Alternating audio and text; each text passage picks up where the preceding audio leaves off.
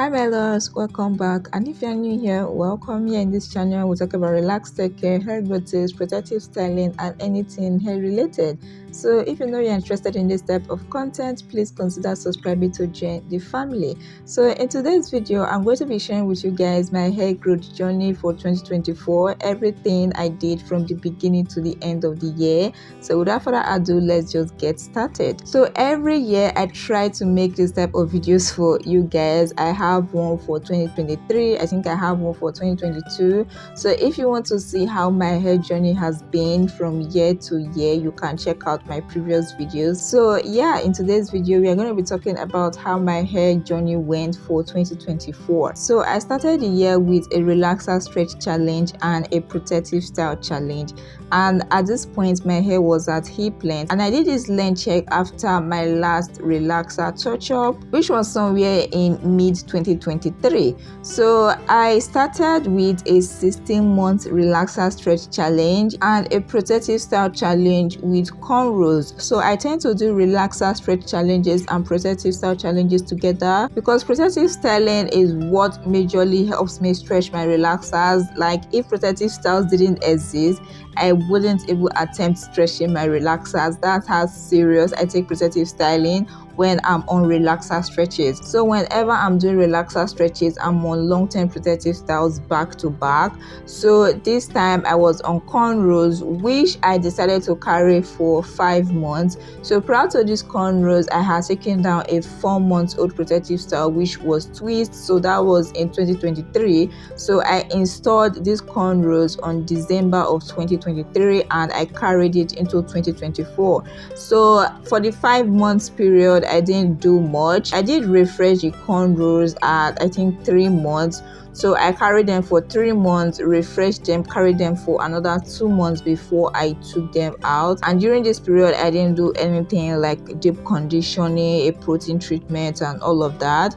The only thing I did was moisturize and seal. So during the 5 months of the cornrows, the only things I did was refresh the cornrows and moisturize and seal. So usually when my cornrows are still new, I tend to carry them like that, but when they are getting old, I start putting them under wigs. So this was what I did for this protective style as well. When I first installed the cornrows, I carried them like that initially, but when they started getting old, I started using wigs. Okay, so after 5 months, I took down the cornrows, I washed my hair, I dried my hair, and I dried my hair using the African threaded twists. So this is how I dry my hair now after my wash days. The only time I use a blow dryer on my hair is after a relaxer touch up. So every other time I use the African threaded twist to dry my hair, and ever since I discovered this method, I have not tried any other method. Like it helps so much with straightening my hair, retaining moisture, preventing breakage, and all of that. So among all my hair drying techniques, this has been the best so far. So after that, I went ahead to install another long-term protective style, which was mini braids. So I carried these braids for about 2 months, and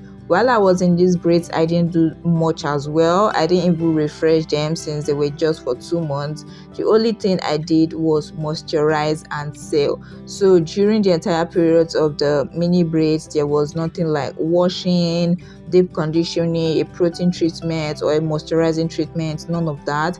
The only thing I did was moisturize and seal. And just like for my cornrows, when I first installed the mini braids, I was carrying them like that, but when I started getting old, I started using them under wigs, and I have a way of using my mini braids under wigs. I tend to like put the braids into cornrows before putting it under a wig cap. I've shared the video with you guys before on the channel on how I style my mini braids to fit under a wig, so you can check the video out if you are interested. So whatever your protective style is, it can definitely fit under a wig. For example, my mini braids was able to fit under a straight wig, but if you feel like your protective style is more bulky and wouldn't fit under a straight wig, you can use other types of wigs. You can use a curly wig, you can use an afro wig.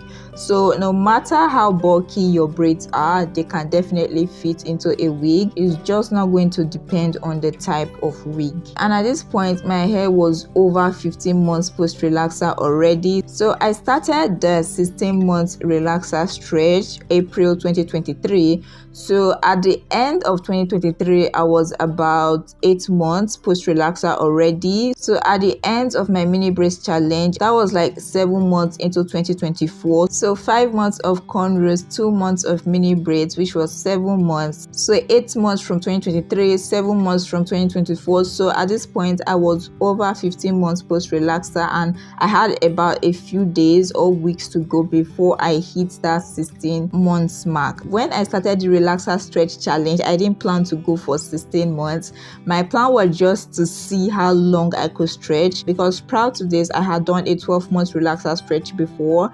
So I wanted to see if I can go beyond that. So my target was to go past 12 months, even if it was just an extra 1 or 2 months. I just wanted to see how far I could stretch. And yeah, guys, that's how we ended up stretching for 16 months. So like I said, at this point, we're over 15 months post relaxer, and you guys know that prior to my relaxer touch-ups, I usually let my hair breathe and rest from my long-term protective styles. So if you are a relaxed hair girl, this is a must before your relaxer touch-ups. So generally, it's recommended that you take out any form of long-term protective styles and just let your hair breathe for at least 2 weeks before your relaxer touch-up. And then after your relaxer touch-up, you give your hair an extra 2 weeks to breathe before going back into installing long-term protective styles. And that's why I always say that a relaxer routine or a relaxer touch-up is like a 1 month process instead of a 1 day process, because it starts like 2 weeks before the relaxer day and lasts for an extra 2 weeks after the relaxer day. So yeah, so in trying to achieve this, I took out my mini braids and then put my hair in about 6 chunky braids just to let my hair rest. So I didn't do anything like washing, deep conditioning, a protein treatment, or all of that. And that is because you want to try and avoid scalp irritation as much as possible prior to your relaxer day. So if you plan to do anything like washing, protein treatment, and all of that, make sure you do it prior to 2 weeks before your relaxer day. So my hair was in this choking braids for about 2 weeks, and during this period, I was just trying to get my products together for my relaxer day. So that's the products, the protein deep conditioner, the moisturizing deep conditioner, and all of that. I think I did a product haul with you guys after I got all my products ready. So yeah, in case you missed that video, you can check it out. So yeah, guys, the relaxer day finally came, and then I relaxed my hair. This was the most stressful relaxer I had ever done because of the amount of new growth I had to deal with. So at the end of the 16 months relaxer stretch, I think I had somewhere about on average 10 to 12 inches of new growth, and it was just a lot. I have not dealt with this amount of new growth before ever since I started my hair journey. So this is the most I have had to deal with, and I usually relax my hair myself, so the whole process was just tedious. I had to use a lot of relaxers. In fact, the amount of relaxer I initially planned for my touch-up was not enough. During the application process, I had to go in and mix another set of relaxer just to complete the process. And at the end of it all, my hair was so heavy, guys. In fact, the product was getting all over my body, like on my arms, my shoulders, my face. And that was because of the amount of hair I had to relax, because after relaxing a section and when I drop it down, that section will then come in contact with my face, staining my face and all of that. So yeah, I hated that. In fact, what just kept me motivated at that point was the amount of new growth, seeing the results I got from the 16 months relaxer stretch and all of that. So after relaxing, I shampooed my hair with a neutralizing shampoo, did my regular wash routine with my protein treatment, my moisturizing deep conditioner, after which I went on to detangle my hair. So I couldn't finish everything in one day, so I was able to do the relaxing, washing, conditioning and detangling in one day, after which I just packed my hair up and went to bed. So I think I just sectioned my hair in about 6 parts or so and just put each section into a bun and went to bed. So the next day I took them out of these buns, blow dried my hair, and then flat ironed my hair. So it was more of like a 2-day routine. So after blow drying and flat iron my hair, I went ahead to get a trim. So after flat ironing my hair was at butt length, guys. Like, I was so happy, I was excited. In fact, if you watch the video, you'll be able to tell. And my hair has never been that long. Like, my hair has never been butt length before. So I was so happy. Like, my 16 months relaxer stretch, the struggles and all of that was not in vain. I was able to see results. But I just had to go in and trim my ends because my ends were not looking great. They were not the healthiest. So I got a trim, and so my hair kind of like came back to between tailbone length and hip length. So this was around August 2024. So yeah, after my trim, my hair was between hip length and tailbone length. So that was the end of my 16 months relaxer stretch, and that was the result I got.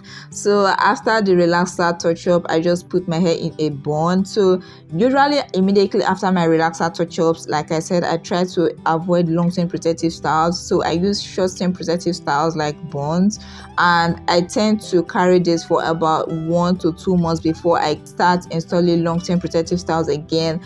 But this time I kind of overdid it, and for 3 to 4 months my hair was just in a bun. So my hair was in a bun from August till December 2024. And yeah, guys, so basically that is my 2024 hair growth journey. I have more things, new goals, new plans for 2025, which I'm going to share with you guys in another video. So please just stay tuned for that video.